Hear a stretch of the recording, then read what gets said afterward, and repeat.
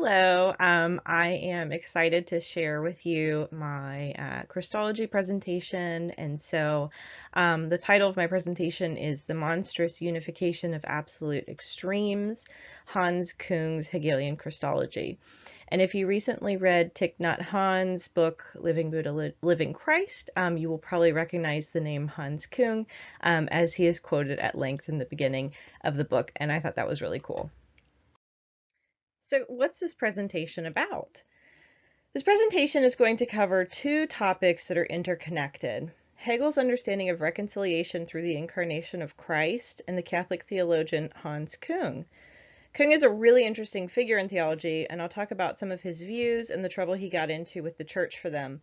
But for the sake of this class, I'm going to look at his own Hegelian Christology.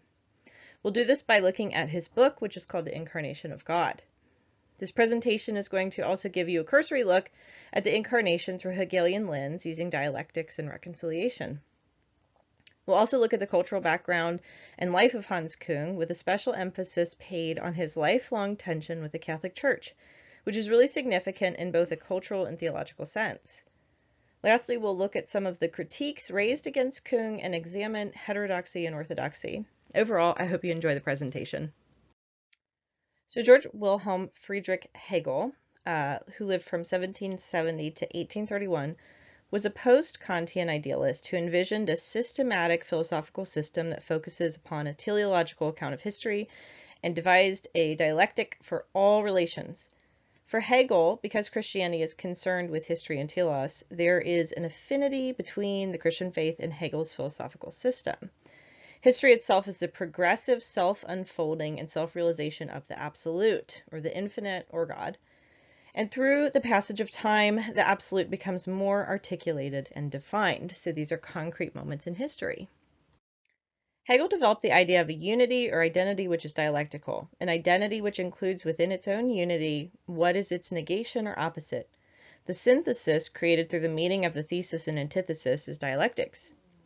As you can see on this slide, there are a couple of representations of how dialectics work. This is two disparate entities meeting and creating a synthesis or reconciliation of the difference. This is also representative of progress in the forward movement of history and time on a continuum. Likewise, reality is a continuum that is concrete, so spatially or temporally. And as time goes on, reality becomes more articulated, or for Hegel, the absolute or infinite becomes more articulated.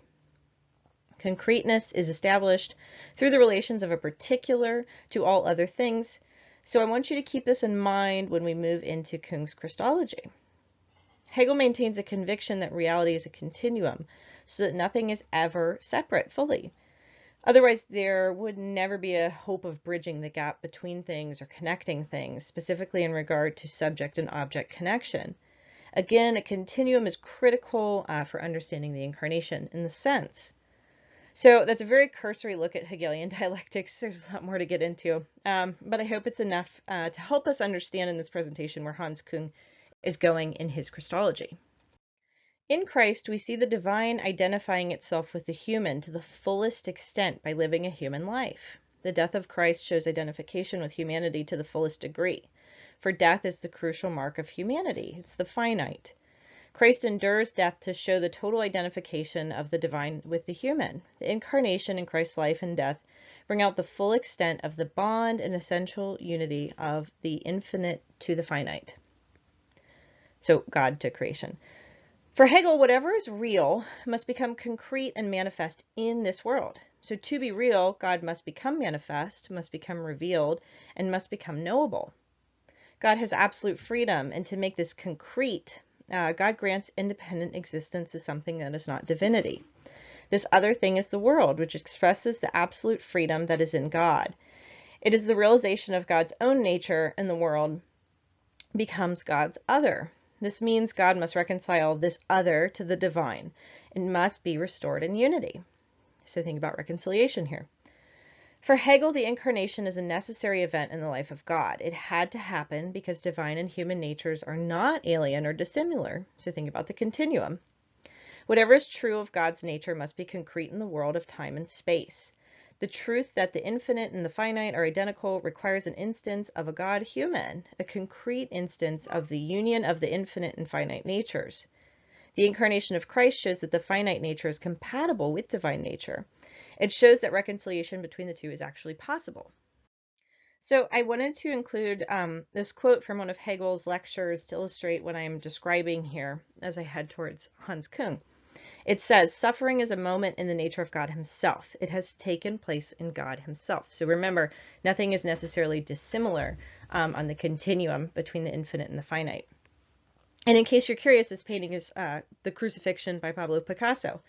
I wanted to include it with this quote about extreme identification of Christ because it's really a meditation on suffering more than anything else. So maybe this work reminds you of Picasso's Guernica. And if you haven't seen that one, I suggest you look it up.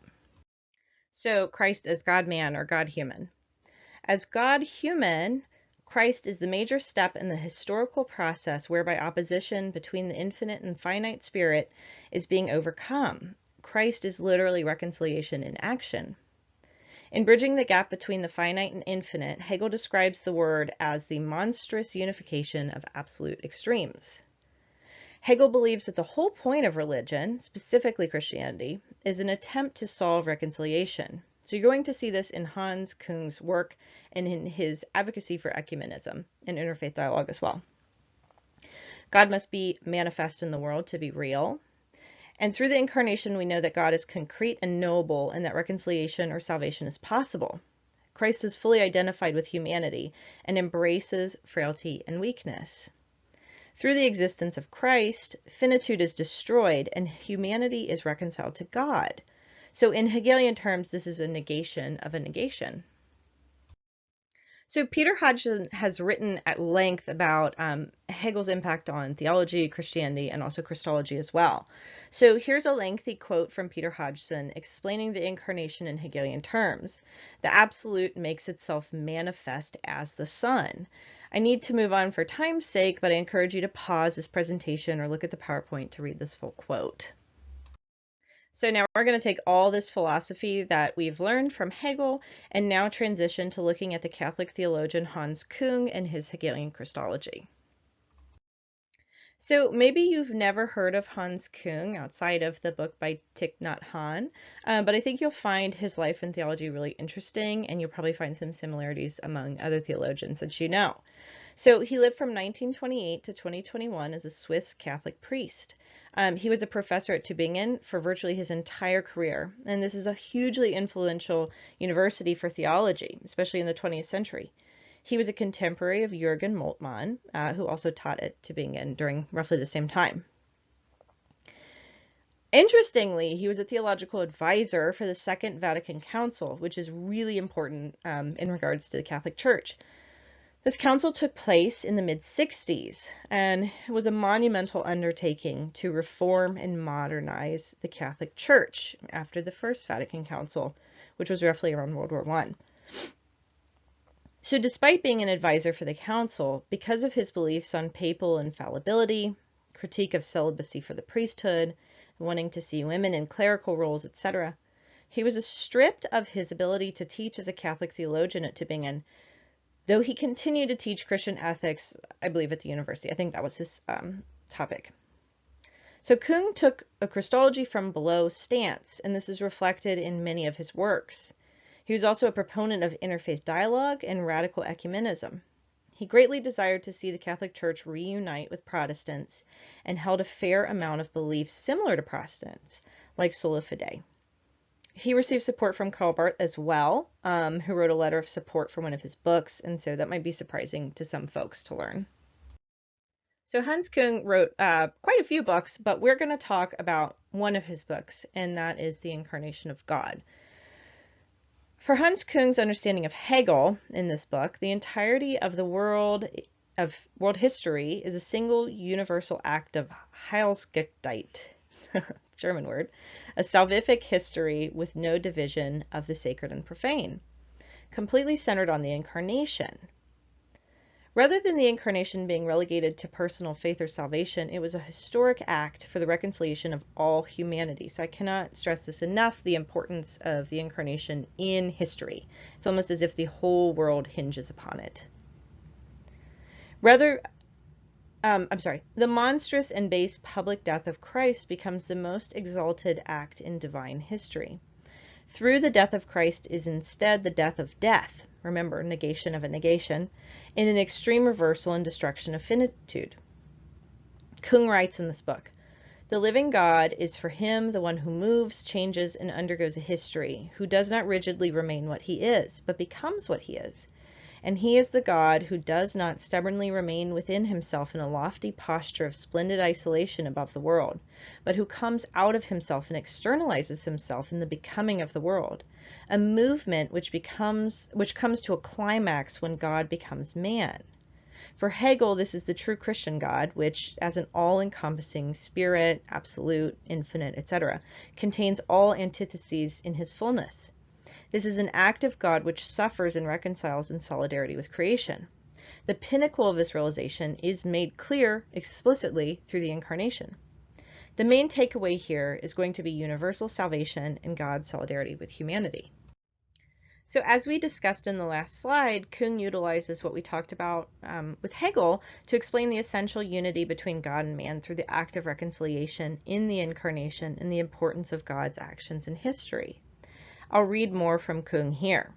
"The concrete God is a living God, the God who externalizes himself and becomes man, who passes through a life history." And also, this God does not exist behind the flux of history, but is known as the God of history. And Küng believes that only through God is the world and history actually possible. Küng is also in favor of eschatological hope and Christians working in the here and now towards the kingdom because God is here now. And so I love this artist. I believe they pronounce her name he, she, and they just have very beautiful work, and I encourage you to look it up. As you can imagine, Hans Küng was harshly criticized for some of his more radical beliefs. And so mainly his rejection of papal infallibility was probably his fall from grace in the Catholic Church, but optional celibacy for clergy, which is really interesting because Pope Francis is weighing this decision right now. Also his support of personal choice for birth control, desire for ecumenism and reconciliation for this schism essentially, did not help. His critics believed he was preaching a secularized gospel. As I mentioned, he agreed with Protestants on sola fide, doctrine of justification, interfaith dialogue, etc., and received support from Karl Barth and other Protestant theologians. His critics also referred to him as a post-Christian, which is really interesting because at its core, post-Christianity concedes that Christianity has just lost its primacy in the world, or that Christianity has taken on a more secularized belief system and values, which is interesting in thinking about sort of post-Christendom as well. For me, Küng is distinctly Christian, and interfaith dialogue is something that Christian missionaries have attempted for centuries, and we're talking about this in this class now, especially in regard to enculturation. He spent his entire professional career at odds with the authority of the Catholic Church and was censured for being unable to teach Catholic theology, which is very sad. He was not alone in this, as Pierre Teilhard de Chardin's theological works were basically all published posthumously. Gustavo Gutierrez, the liberation theologian, was censured by the Vatican for concerns around Marxism, and Edward Schillebeeckx, the Dutch theologian, also received a formal warning for his theology too. Despite his dismissal by the formal church, he found much support and was likened to a Martin Luther as a great reformer. So remember, he started out as an advisor for the Second Vatican Council. On this slide, you're going to see an illustration of Küng and Luther, and it says a 20th century Luther. So this was a huge deal at the time. As I was doing research into Küng's tension with the church, I found this really interesting article from the Christian Science Monitor written in 1980 that expresses support of Küng and some empathy for his plight, as well as Schillebeeck's as well. I encourage you to hit pause or look at the PowerPoint to read this article. It highlights some of the feelings surrounding the faith at this time in history. There's an emphasis on a hope for interfaith dialogue, ecumenism, and a reunion of the church, basically. This all hints toward the hopes and desires for a liberalizing trend in the church that never fully came to fruition at the time. So why does it even matter that Küng and others critiqued doctrines central to the Catholic faith? Who cares, right? There's always going to be an argument for the defense of orthodoxy from heterodoxy, especially regarding core doctrine, because doctrine dictates behavior and tradition.